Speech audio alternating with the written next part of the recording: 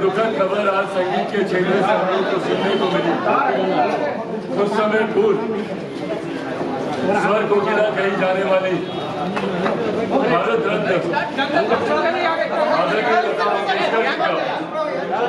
दुखद निधन हुआ और आज पुनः संगीत की दुनिया के दिग्गज जिन्होंने पॉप कल्चर को कहीं ना कहीं उसकी नींव भारतीय संगीत में रखने का कार्य किया, जिसको यंग म्यूजिक को उन्होंने इंट्रोड्यूस करने का कार्य भारतीय संगीत के क्षेत्र में उन्होंने किया। मैं बात कर रहा हूँ आदरणीय पप्पी लहरी जी की, जिनका सुबह जिनके दुखद निधन का समाचार हम सबको मिला। पप्पी लहरी जी ने न सिर्फ संगीत के क्षेत्र में बल्कि मुझे लगता है कि आज की तारीख में हर व्यक्ति के जीवन में कम ज्यादा पर यकीनन उन्होंने एक अपना प्रभाव उन्होंने छोड़ा। न सिर्फ उनकी गायकी का अंदाज अलग था बल्कि उनकी खुद की आवाज, और ये उन दिनों की बात है जबकि आवाज में मॉड्यूलेशन में बहुत ज्यादा बदलाव का स्वीकार्यता नहीं थी, पर उन दिनों में जिस तरीके से वो एक अपनी अलग आवाज के साथ नए नए संगीत के अंदाज के साथ वो सामने आए और देश के दिग्गज संगीतकारों में से, गायकों में से उनकी पहचान हुई। आज सुबह जब उनके दुखद निधन का समाचार हम लोग को प्राप्त हुआ तो यकीनन ये न सिर्फ कला के क्षेत्र में बल्कि पूरे देश के लिए ये एक दुख की खबर है। मैं अपने तमाम साथियों से आग्रह करूंगा कि हम लोग इस प्रेस वार्ता की शुरुआत करें उससे पहले 2 मिनट का मौन हम लोग पप्पी लहरी जी के सम्मान में हम लोग रखें।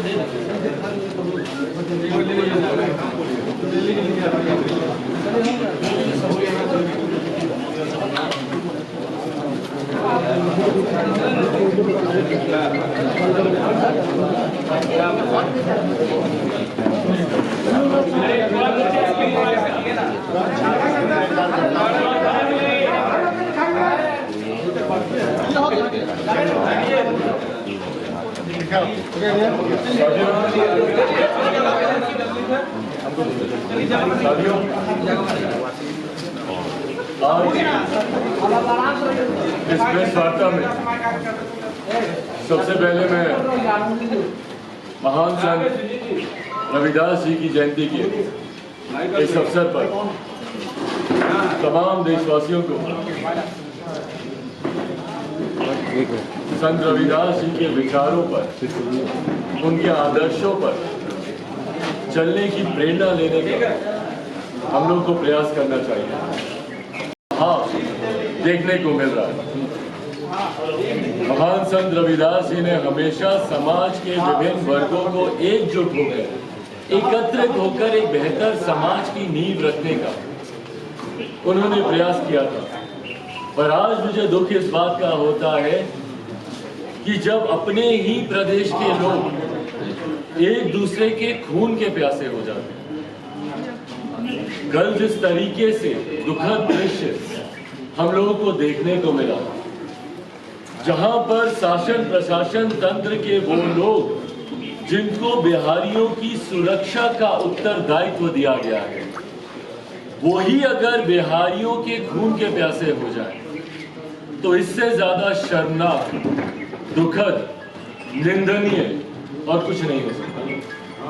किनके इशारों पे, मैं व्यक्ति विशेष पे मैं कोई टिप्पणी नहीं कर रहा हूँ, मैं उन पुलिस कर्मियों पे कोई टिप्पणी नहीं कर रहा हूँ, क्योंकि वो भी ऊपर से मिले अपने आदेशों का पालन कर रहे थे। उनके खिलाफ मेरे मन में कुछ नहीं है, पर जिनके द्वारा उनको निर्देश दिए गए हमारे प्रदेश के गृह मंत्री, जो कि दुर्भाग्यवश हमारे मुख्यमंत्री भी हैं, एक मुख्यमंत्री अपने सिपाहियों को आदेश देता है कि जाकर रौंद दो सिपाहियों को, कुचल दो अपनी वैन के नीचे। इससे ज्यादा शर्मनाक कुछ नहीं हो सकता। और वो भी एक ऐसा मुख्यमंत्री, जब बिहार में अपराध चरम सीमा की पराकाष्ठा पार करता है तो वो मुख्यमंत्री खामोश रहते हैं। आप सबके कैमरा गवाह है, मुझे कोई एक उनका वक्तव्य दिखा दीजिए जहां पे हमारे प्रदेश के गृह मंत्री ने इस बात का जिक्र किया हो कि फलाना जगह जो आपराधिक घटना घटी, या फलाना को जो गोली चली, या वहां पर जिस तरीके से बच्ची के साथ बलात्कार करके उसके शव को फेंक दिया गया, या वहां पर जिस तरीके से लोगों को मार दिया गया, उस पर कोई एक बयान हमारे मुख्यमंत्री नीतीश कुमार जी का दिखा दे। खून खौलता है भैया बिहारियों का जब हम लोग अपने परिवार के लोगों को खोते हैं और मुख्यमंत्री खुद नीतीश कुमार खामोशी से बैठे रहते हैं। मौन साधने के लिए आपको मुख्यमंत्री किसी ने कृपा में नहीं बनाया था, और मैं भारतीय जनता पार्टी के लोगों से भी आग्रह करूंगा, आप लोगों ने जब अपनी कृपा उनके ऊपर बनाई, आप लोगों ने जब अपना आशीर्वाद इनको दिया, और एक तीसरे नंबर की पार्टी के नेता को आप लोगों ने मुख्यमंत्री बना दिया, जो कि पहले भी 5 बार मुख्यमंत्री की शपथ ले चुके हैं। 15 साल से जो व्यक्ति प्रदेश में मुख्यमंत्री है, और आज जब प्रदेश की बदहाली का जिक्र होता है तो मुख्यमंत्री बोलता है कि जाके पूछो अपने बाप दादा से 15 साल पहले का बिहार क्या था। कल के मेरे युवा बताइए, किसी को फर्क पड़ता है कि 15 साल के पहले का बिहार क्या था? कल जो सड़क पर हजारों की संख्या में युवा मौजूद थे, मुझे बताइए ना, उसमें से किसको फर्क पड़ता है भैया 15 साल पहले का बिहार कैसा था? आप में से भी अधिकांश लोग उस आयु वर्ग के हैं जो 25, 30, 35, 40, नहीं फर्क पड़ता भैया हम लोगों को कि 15 साल पहले का बिहार कैसा था। हम आपसे जानना चाहते हैं कि 15 साल से आप मुख्यमंत्री हैं नीतीश कुमार जी, आप बताइए कि आज का बिहार कैसा है। नीति आयोग बोलती है कि आप फिसड्डी हैं। तमाम रिपोर्ट, सरकारी हो, प्राइवेट एजेंसीज की हो, तमाम रिपोर्ट बोलती हैं कि अपराध में प्रथम श्रेणी पर बिहार है। जब बिहार की शिक्षा, स्वास्थ्य, बंजर व्यवस्था की बात की जाती है तो प्रथम श्रेणी में बिहार रहता है, अपराध में प्रथम श्रेणी पर रहता है, भ्रष्टाचार में प्रथम श्रेणी पर रहता है। भैया शर्म आती है हम लोग को, शर्म आती है हम लोग को कि मुख्यमंत्री आप 15 साल से हैं, और 15 साल से आज तक बिहार में आपने कोई कारखाना नहीं खोल पाया। एक सुई का कारखाना बताइए हमारे मुख्यमंत्री नीतीश कुमार जी ने कभी खोल के दिया? बल्कि जितने चालू मिल थे उनको बंद करने का काम हमारे मुख्यमंत्री ने कराया। चीनी मिल हो, पेपर मिल हो, विभिन्न जिलों में चले जाइए और बोलते हैं कि भैया भूगोल ऐसे है कि बिहार में हम रोजगार नहीं ला सकते। क्यों जितने रिक्त पड़े पद हैं वो मुख्यमंत्री उसको भरने का काम नहीं करते? क्यों जितनी बंद मिलें पड़ी है आप उसको चालू करने का काम नहीं करते? अगर आपसे चालू नहीं होता तो यंग ग्रेड्स बहुत है मुख्यमंत्री जी बिहार में।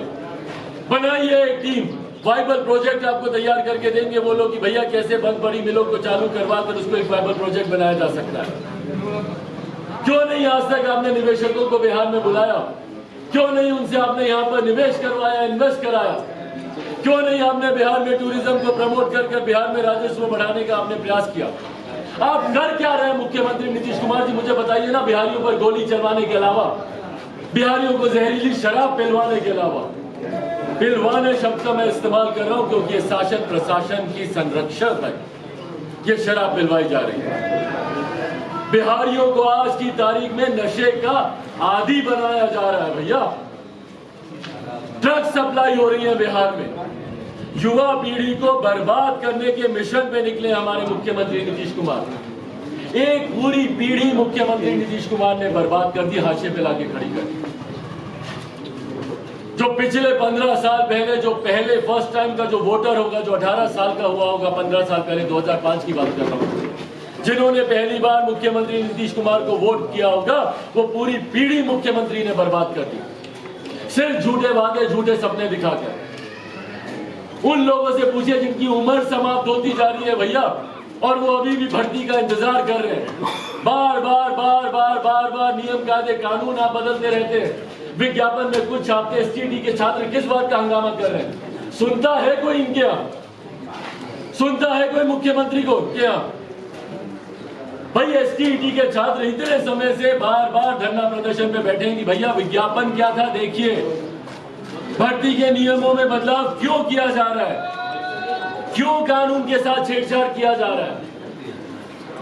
ना आप भर्ती करवाएंगे, ना आप नए रोजगार के अवसर आप पैदा करेंगे, और युवा पीढ़ी को आप सड़क पर आप मरने के लिए आप छोड़ देंगे। और यही युवा जब आपसे अपने हक अधिकारों की मांग करने के लिए जब सड़क पर उतरता है तो आप उस पर लाठियां चलाते हैं। कल मेरे कार्यकर्ताओं का क्या दोष था मुझे बताएं, क्या दोष था मेरे कार्यकर्ताओं का? इस बात का जवाब चाहिए मुझे मुख्यमंत्री नीतीश कुमार से। क्यों मेरे कार्यकर्ताओं पे इस बर्बरता से लाठियां चलाई गई? तस्वीरें आप देखिए,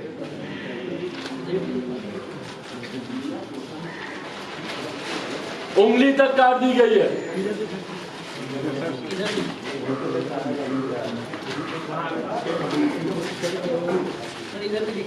हमारे राष्ट्रीय अध्यक्ष युवा प्रकोष्ठ के प्रणव, उनकी रीढ़ की हड्डी में फ्रैक्चर दे दिया गया है, वो व्यक्ति चलने के काबिल नहीं रहा।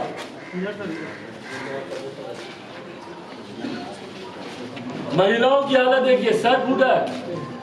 ये वीडियो भी आप लोग के पास है, जब उनके सर पे चोट लगी थी, पट्टी बांधी जा रही थी उनके सर पर। एक महिला के गाल पे इतनी जोर से आपने मारा कि गाल इतना सूज गया। भाई क्या दोष था मेरे कार्यकर्ताओं का, बताए ना मुझे।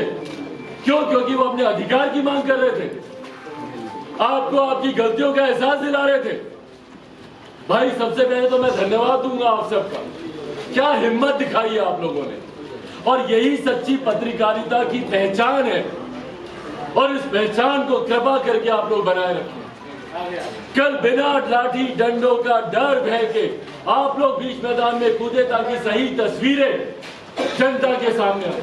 मैं महिला पत्रकारों का मैं धन्यवाद करूंगा भाई, जिस हिम्मत के साथ, जिस साहस के साथ, निरंतरता से डट के खड़ी रही है। आप लोग डट के खड़े रहे अपने कैमरे की परवाह किए बिना। आप लोगों के ऊपर भी संभवतः कितनी लाठियां चली होंगी, आंसू गैस आपकी आंख में, नाक में, गले में। मैंने वॉइस चोक होती हुई देखी है जब लाइव रिपोर्टिंग आप लोग कर रहे थे। मैं दिल से हाथ जोड़कर आप सबका धन्यवाद करूंगा, क्योंकि ये सही तस्वीर जनता के बीच आनी चाहिए, जरूरी है, ताकि मुख्यमंत्री नीतीश कुमार जी का असली और घिनौना चेहरा जनता के सामने आए। मैं सही में मैं पूछना चाहता हूं, जब हम लोग शांतिपूर्वक जब हम लोग मार्च कर रहे थे, हम लोग जेपी गोलंबर से लेकर डाक बंगला चौक तक हम लोग शांतिपूर्वक तरीके से हम लोग आए, और मुझे नहीं पता तथ्य क्या है, सच्चाई क्या है। मैं कोई गलत कमेंट नहीं करना चाहता, पर यह प्रश्न जरूर उठता है कि जब हम लोग जेपी गोलंबर से डाक बंगला चौक तक हम लोग आए, उस रोड के ऊपर उल्टी दिशा में एक बस पार्क करके रखी गई। वो बस क्यों पार्क की गई थी भैया बताएं? और उस बस में से महिलाएं बैठी हुई क्यों? क्या मुख्यमंत्री नीतीश कुमार जी चाहते थे कि कोई ऐसा हुड़दंग हो, कोई ऐसी अप्रिय घटना घटे जिसका हवाला देते हुए वो हमारे कार्यकर्ताओं को दोषी साबित कराए? क्या ये चाहते थे मुख्यमंत्री नीतीश कुमार जी? महिलाओं से भरी हुई बस को उल्टी दिशा में क्यों पार्क करके रखा गया था, इस बात का जवाब दे मुख्यमंत्री नीतीश कुमार। कौन सी बस थी वो? टूरिस्ट बस थी तो उल्टी दिशा में क्यों थी? प्रशासन की बस थी तो भी उल्टी दिशा में महिलाओं के साथ वो बस क्यों पार्क थी? और मैं धन्यवाद दूंगा अपने कार्यकर्ताओं का, मेरी ताकत है, मेरी रीढ़ की हड्डी है ये। जितना मैं इनका धन्यवाद करूं, जितनी मैं इनकी तारीफ करूं उतनी कम। जिस संयम के साथ, जिस शालीनता के साथ जो पहचान रही है हमारे नेता आदरणीय रामविलास पासवान जी की, एक एक कार्यकर्ता ने उस संयम का, उस शालीनता का कल परिचय दिया। हमारे धैर्य की जितनी आजमाइश की गई उतनी आजमाइशों पर हम लोग खड़े उतरे।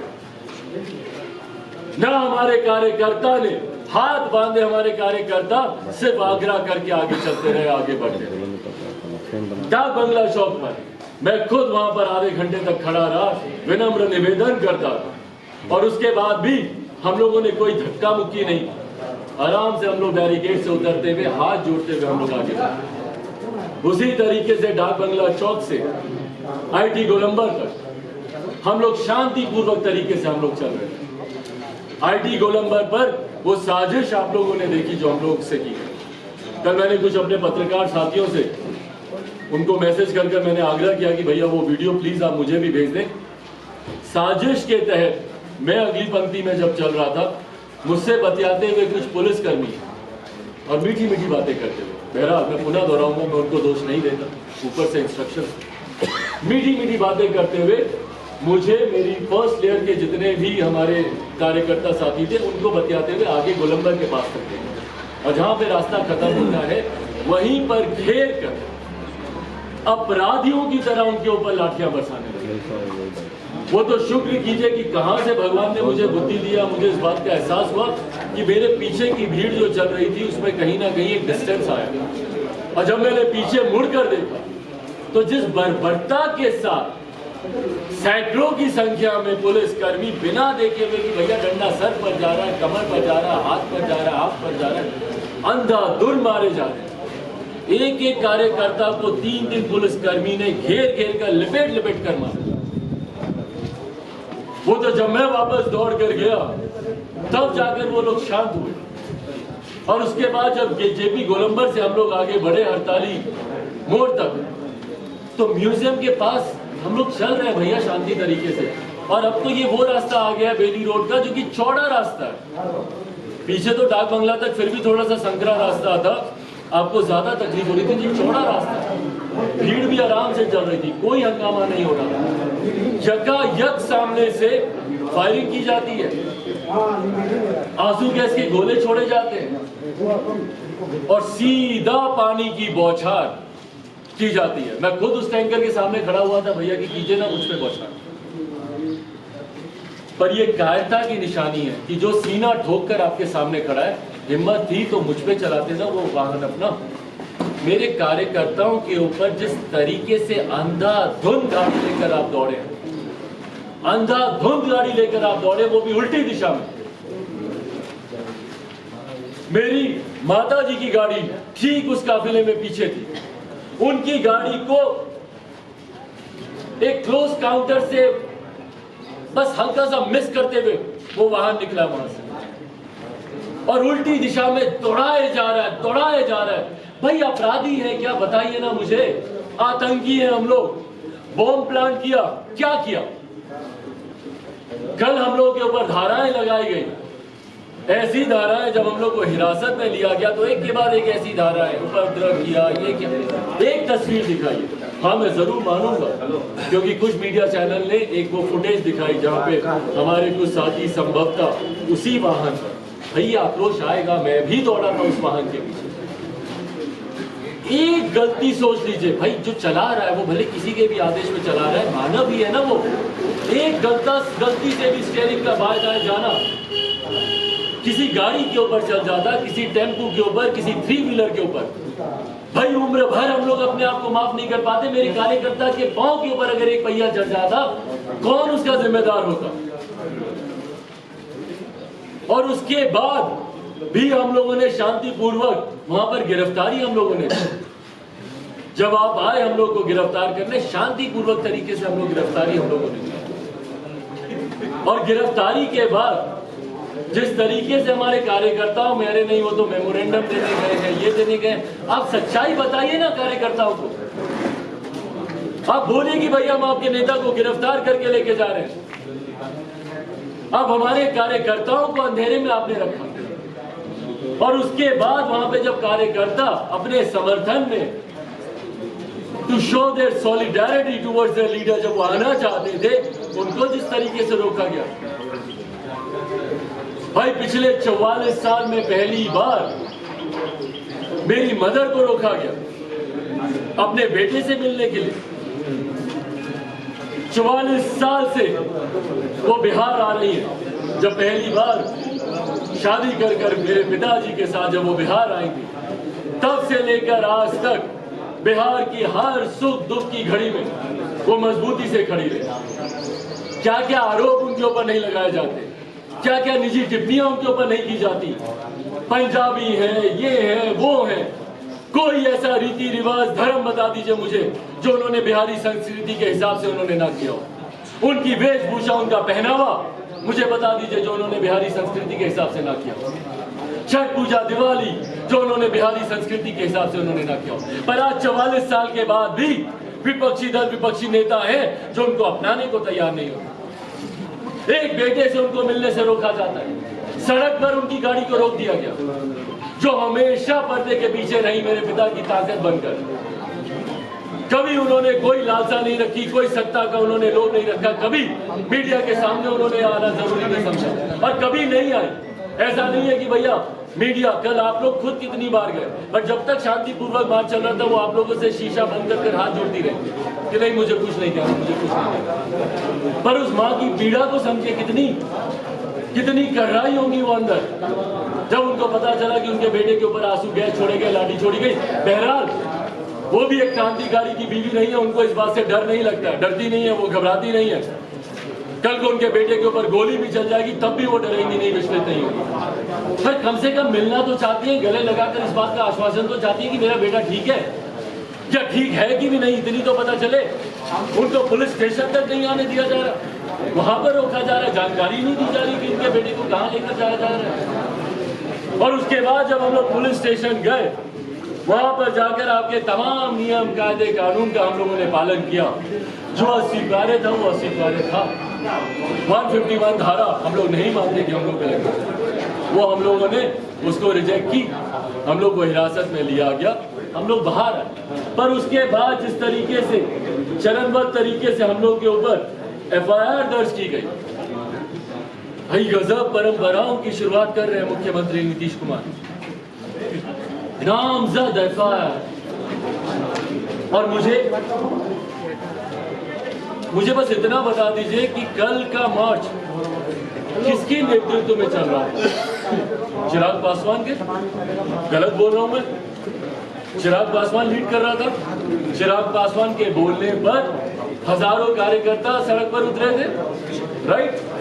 मैं अगर नहीं होता तो शायद आक्रोश लोगों में वैसे भी है, पर शायद इतना बड़ा या इस तरीके से नहीं होता। पर ये लोक जनशक्ति पार्टी रामविलास का बिहार बचाओ मार्च था, चिराग पासवान के नेतृत्व। तो अगर सबसे पहले FIR किसी के ऊपर होनी चाहिए थी तो चिराग पासवान पे होनी चाहिए थी ना। आज अगर चिराग पासवान नहीं होता तो और अनेकों मार्च होते, पर ये बिहार बचाओ मार्च 15 तारीख का नहीं होता। तो ये FIR सबसे पहले चिराग पासवान पर होनी चाहिए थी। तो क्यों डरते हैं मुख्यमंत्री नीतीश कुमार? क्यों डरते हैं भैया? चिराग पासवान से डरते हैं क्या? बताइए ना, मैं तो सीना ठोक के पूछ रहा हूँ। डरते हैं आप चिराग पासवान से? चिराग पासवान पर FIR करने से? हाँ, आदेश दिए कि मेरे कार्यकर्ताओं को कुचल दो गाड़ी के नीचे, पर अगर चिराग पासवान दिखे तो उठी हुई लाठी नीचे कर लेना भैया। चिराग को खरोच नहीं आनी चाहिए, आ गई तो ये बच्चा नेता बन जाएगा। गलत बोल रहा हूँ क्या? हाँ? डर की पराकाष्ठा देखिए कि हमारे तमाम नेताओं पर नाम ढूंढ कर, हमारे नेताओं पर अतः अनुरोध है कि संजय पासवान, प्रधान महासचिव Lok Janshakti party Ramvilas, 221A Shri Krishnapuri children park के नजदीक पूरा, मतलब वाली गली में कोई इन्होंने नल जल भी लगाया होता तो उसका भी परिचय दे देते कि वहाँ बोरिंग रोड पटना, वहाँ पर संजय पासवान, दूसरे नंबर पर राजू तिवारी, प्रदेश अध्यक्ष तीसरे नंबर पर हुलास पांडे, प्रदेश अध्यक्ष चौथे नंबर पर रेणु कुशवाहा जी, राष्ट्रीय महासचिव 5वें नंबर पर अरुण कुमार जी, पूर्व सांसद 6ठे नंबर पर डॉक्टर शहनवाज अहमद कैफी, राष्ट्रीय महासचिव 7वें नंबर पर वेद प्रकाश पांडे, युवा लोजपा के प्रदेश अध्यक्ष 8वें नंबर पर राजेश भट्ट, प्रदेश प्रवक्ता सभी पार्टी लोजपा, सभी पार्टी लोजपा एवं अन्य करीब सैकड़ों अज्ञात के द्वारा प्रतिबंधित क्षेत्र में घुसा गया। भाई सबका आपने इस पे नाम लिख दिया, 8 लोगों का। बहरहाल इस बात की नाराजगी बहुतों में है। हाथ खड़ा करके दिखा दे किस किस को नाराजगी है, जिनका नाम नहीं आया। भाई मेरा भी नहीं आया। मुख्यमंत्री जी हम लोग पे FIR कीजिए, हम लोग पे FIR कीजिए। ये भेदभाव पार्टी के भीतर मत कीजिए। बांटने की राजनीति पार्टी के भीतर मत कीजिए मुख्यमंत्री जी। हाँ बिल्कुल, बांटने में मास्टर है। आप दलित महादलित कीजिए, आप लोजपा के 2 गुट कर दीजिए, पासवान परिवार के 2 गुट कर दीजिए, पर आप कम से कम लोजपा रामविलास को एकजुट रहने दीजिए। इसमें 2 गुट मत कीजिए कि एक नामजद वाला गुट, एक गैर नामजद वाला। आगे क्या आंदोलन आपका जारी रहेगा? भाई बस मैं 2 मिनट में अपनी बातों को समाप्त कर रहा हूँ। तो ये FIR इन्होंने जिस तरीके से इन्होंने की, उसमें आप सबके कैमरे साक्षी हैं कि अगर उसमें कोई नेतृत्व कर रहा था और किसी को अगर आपको सही में जिम्मेदार ठहराना है तो वो चिराग पासवान। और मैं पुनः दोहराता हूँ कि चिराग पासवान ना लाठियां खाने से डरता है, ना आपकी गोलियों से डरता है। आपके एक अधिकारी ने, राजेश भट्ट यहाँ पर मौजूद है, उनके ऊपर, और वो वीडियो आप सबके सामने मौजूद है, जिस तरीके से गोली चलाने की धमकी दी गई। भाई प्रशासन के लोग इस तरीके से, हम लोग को डाक बंगला चौक पर हम लोग को बोल दिया गया था कि हम लोग आपके ऊपर बल का प्रयोग करेंगे। मैंने उस वक्त भी इस बात को मैंने उजागर किया था, मैंने प्रोटेस्ट किया था कि भैया शांतिपूर्वक हम लोग चल रहे हैं, आप क्यों अभी से बोल रहे हैं बल का प्रयोग? कहीं ना कहीं आप लोग मन बनाकर आए कि आपको बल का उपयोग करना। राजेश भट्ट जी के साथ हुई उस बहस में उन्होंने खुलकर बोला, साथ में हमारी एक महिला नेत्री भी मौजूद थी, इंदु कश्यप जी वहां पर मौजूद थी, जो महिला की हमारी राष्ट्रीय महासचिव है। उनके सामने बोलते हैं कि भैया गोली चला देंगे। तो चलाइए मुख्यमंत्री जी, सीना तान कर। हर लोजपाई रामविलास यहाँ पर खड़ा है, जितनी गोलियां चलानी है चलाइए, पर इस बात को गांठ बांध दीजिए कि ये आगाज था 15 फरवरी 2022 बिहार के इतिहास में, जिस तरीके से हम लोग, और इसीलिए मैंने जेपी गोलंबर पर, जेपी की मूर्ति पर माल्यार्पण कर अपने इस आंदोलन की शुरुआत की। जिस तरीके से सन 74 में जेपी ने एक आंदोलन की शुरुआत की थी, जिसकी उपज आज के तमाम मौजूदा नेता और साथ साथ मेरे नेता, मेरे पिता स्वर्गीय रामविलास पासवान जी रहे हैं। और उस वक्त मुझे ताज्जुब भी होता है कि मौजूदा मुख्यमंत्री खुद छात्र आंदोलन से निकल कर आए, या कहा यही जाता है, मैं उस वक्त जीवित नहीं था, मेरा जन्म नहीं हुआ था, मुझे नहीं पता, पर कहा जाता है कि वो छात्र आंदोलन से निकल कर आए, छात्र राजनीति उन्होंने की, और आज आप खुद छात्रों पर लाठियां चलवा रहे हैं। जिस व्यक्ति ने अगर खुद लाठी खाई होती तो उसकी पीड़ा को समझते हैं। तो झूठ बोलते हैं मुख्यमंत्री कि वो छात्र आंदोलन से निकले, बट इतना जरूर समझ ले कि इस आंदोलन से जितने नेता निकलेंगे, जेपी आंदोलन से बड़ा ये आंदोलन होगा, और बिहार में बदलाव की नींव 15 फरवरी 2022 ने रख दी है, जो अगले मध्यावधि चुनाव में मुख्यमंत्री नीतीश कुमार जी को सत्ता की कुर्सी से बेदखल कर बिहार फर्स्ट, बिहारी फर्स्ट की सरकार बनाकर ही दम लेगी। ये वादा आप लोगों से करता हूं।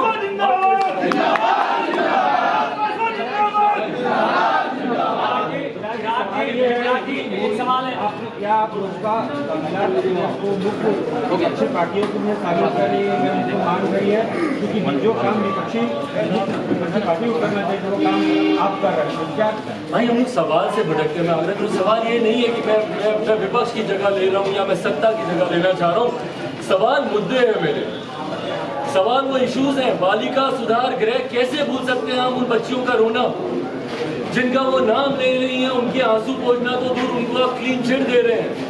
कैसे भूल सकते हैं आरआरबी एनटीपीसी के छात्रों के ऊपर चली लाठियां, कमरों से घसीट कर बाहर निकाला।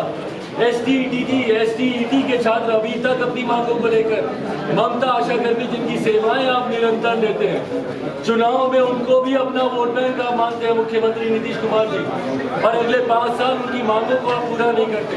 4 साल जिनकी सेवाएं ली, 1,14,000 वो वोट सचिव, 4 साल तक उनकी सेवा आपने ली, और आज दूध में से मक्खी की तरह आपने निकाल दिया। अम्बेडकर छात्रावास टारगेट किया जा रहा है अनुसूचित जाति के लोगों को, चुन कर मारा जा रहा है। क्यों? क्योंकि भाई योजना भी आप ही की है कि कोई दलित मरेगा, हत्या होगी तो सरकारी नौकरी देंगे, और सरकारी नौकरी आप दे नहीं दे पर हत्या जरूर करवाएंगे।